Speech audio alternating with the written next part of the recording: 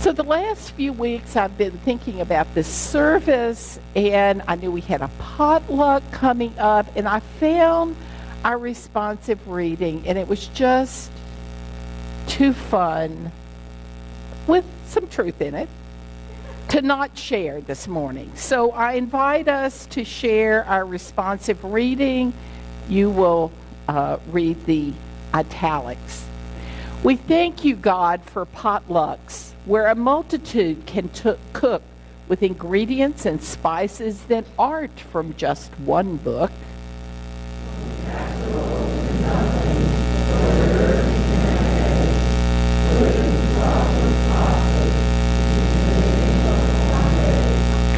How boring when there's just one dish or flavor to fit all. How yummy and much more delish when our feasts are free-for-all.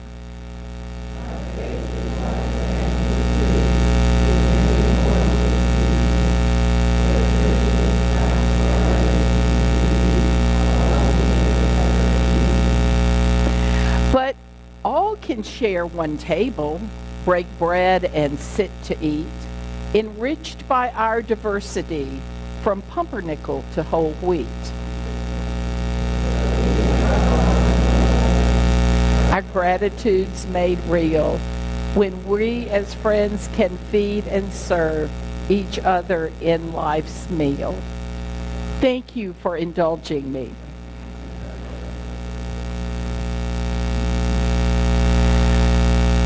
There's so many ways we UUs talk about and experience diversity within our lives and beliefs. Last Sunday, we shared a reading of words from Francis David, our forebear, who in the 1560s spoke of the importance of the wonder and value of diversity. Diversity within human perspective and belief. The message he preached was to try to convince King John Sigismund that freedom of belief was essential to free minds and hearts. And what he said was, we need not think alike to love alike. That could certainly be our mantra. Let us be grateful for this heritage which offers us a path into the future. In these days when it's so challenging to find our way through discord and disrespect, let us find a new commitment to live together with love and compassion. For some of us, this commitment is particularly important as we gather with family and friends during the holidays we celebrate.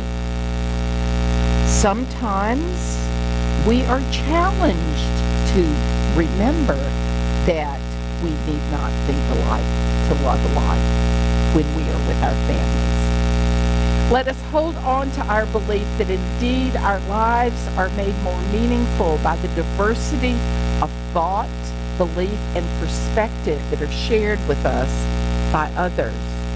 And the reality is that it's really our family of origin where we first learned how to be aware of diverse humans' thoughts and actions, because many of us know how even within our family of origin, our beliefs can be very different.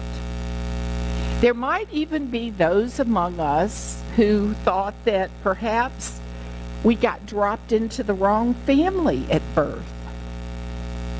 Yet it was in the midst of those earliest relationships that many of us learned how to open ourselves to the diversity, breadth, and depth of the belief within the human family. And during this time of year, we seek understanding and perhaps patience as we find ourselves more aware of the gifts that our families of choice, our friends, and our community offer us. This is a time of gratitude and reflection for all that we've received. The times that challenge us, perhaps pushing us into new ways of living, and the times of love and harmony when we find profound gratitude for all those who are part of our lives. So maybe we use this time of year to find gratitude and thankfulness, not only for who we are, but who we wish to become. Let us take time to consider what is most important to us so that we can make decisions about how we wish to spend our resources in our lives, not just during holiday seasons, but for the unknown amount of life that will be given to us. And of course, when we look at our lives in depth, we realize how fortunate we are, how truly blessed. The souls that reside within us are ones that received generously from the wealth of humanity. We are among the most blessed people in the human family. And in spite of all we are, life in its essence is quite simple. In fact, the Judeo-Christian religious myths, which undergird much of Western culture, suggest that we are created from the most basic of material. We are created from earth, or as my granddaddy would say, we are common as dirt. There are days when we might do well to remember that simple story that seeks to explain how humanity came to be. Kurt Vonnegut speaks to this traditional story in Cat's Cradle when he shares the wonder and gratitude for those beings of mud who are able to awake for a while in this world. He wrote, God made mud. God got lonesome. So God said to some of the mud, sit up. See all I've made, said God, the hills, the sea, the sky, the stars. And I was some of the mud that got to sit up and look around. Lucky me, lucky mud. I, mud, sat up and saw what a nice job God had done. Nice going, God. Nobody but you could have done it, God. I certainly couldn't have. I feel very unimportant compared to you.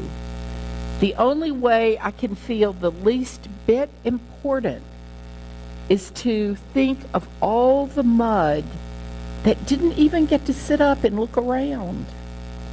I got so much, and most mud got so little. Thank you for the honor. Now mud lies down again and goes to sleep. What memories for mud to have. What interesting other kinds of sitting up mud I met.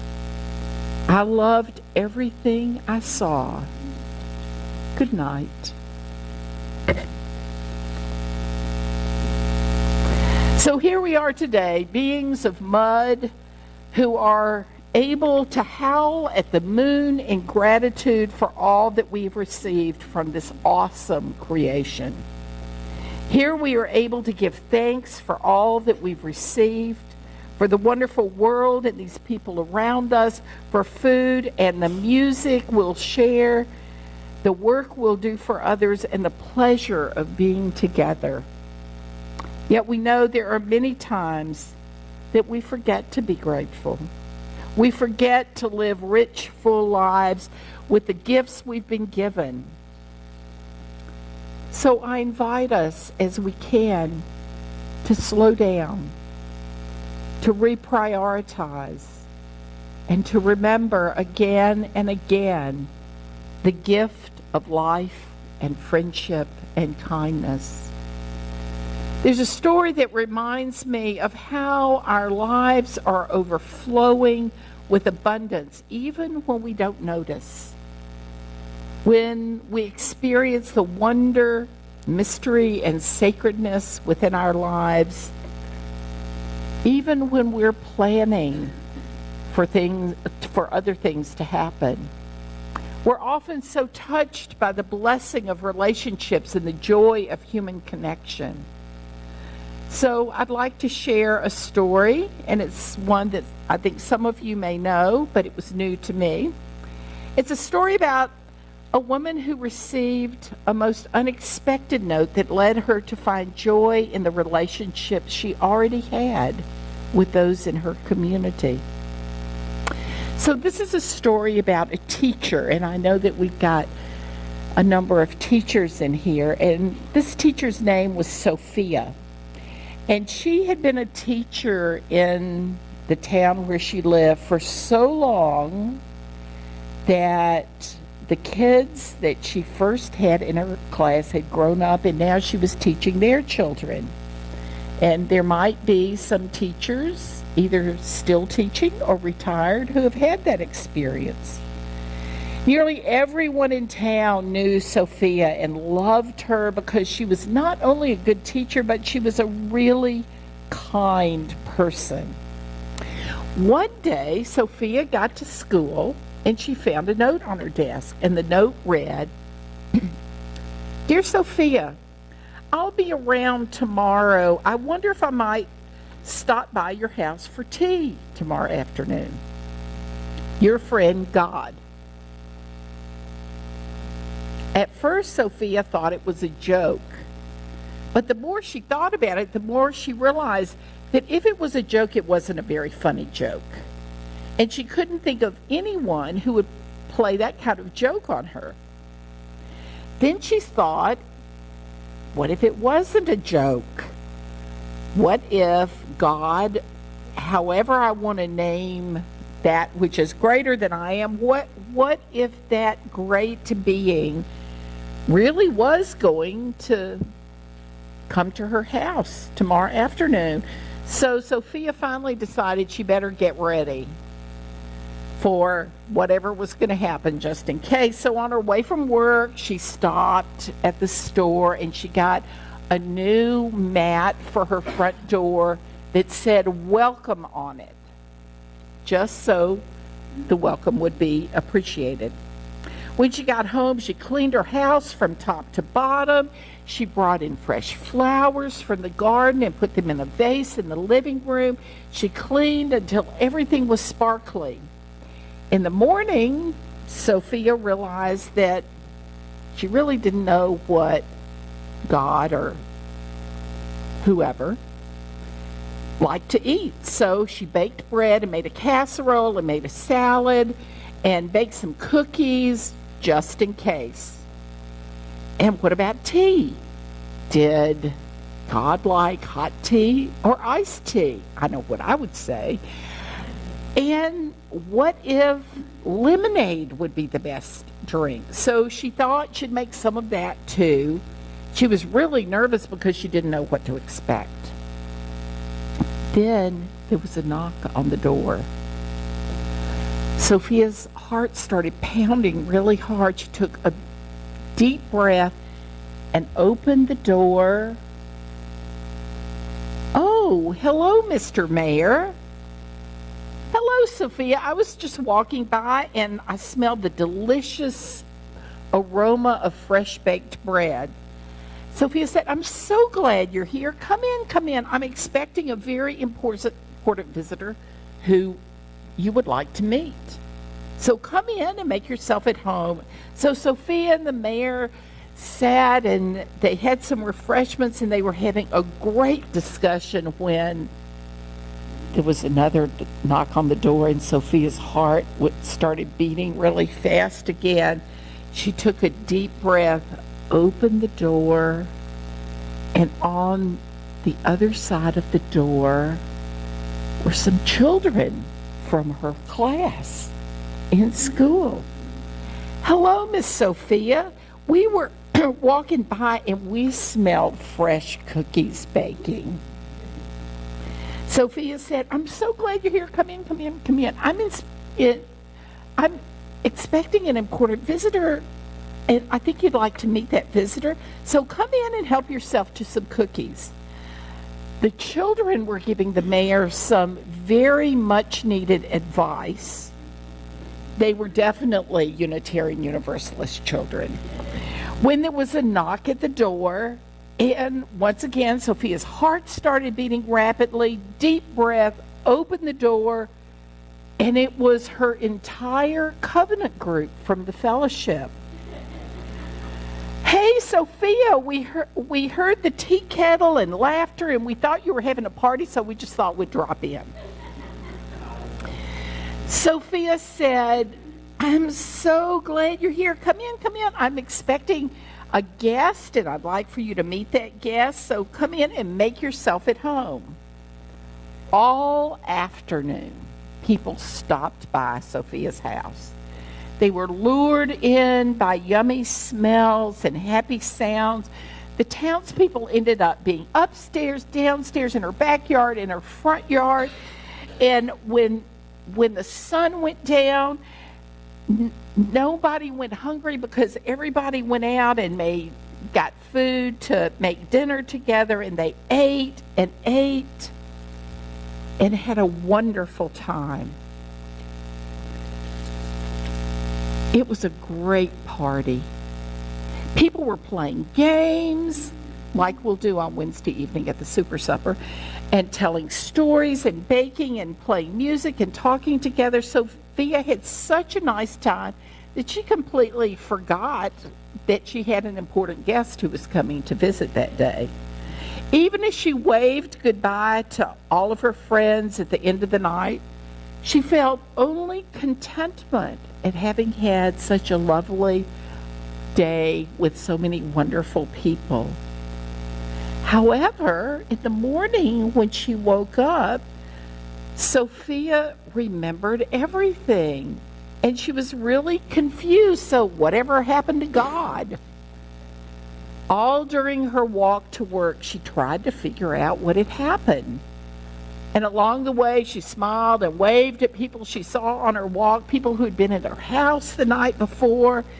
She thought to herself that she had so much fun, she wanted to do that again. And when she got to her classroom, she was surprised to find another note on her desk, and it read, Dear Sophia, I had such a wonderful time yesterday. The bread was delicious. The cookies were yummy. Tea mixed with lemonade is my absolute favorite. Thanks for being such a good host. I hope we can do it again soon. Love, God. Well, what a wonderful day Sophia had.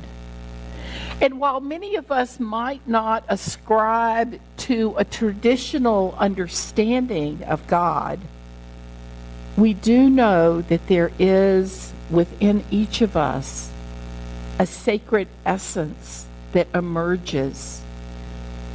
It's an essence that's our own unique worth and dignity. Sophia, in opening her heart to the sacredness within each of the people who gathered in her home, was blessed to find joy and meaningful relationships through the people she already knew. May we, as Sophia did, open our hearts in gratitude and thanksgiving to find within our own essence, so that we can reach out to loving, caring relationships with beloved souls who make our lives and our world a more wondrous place.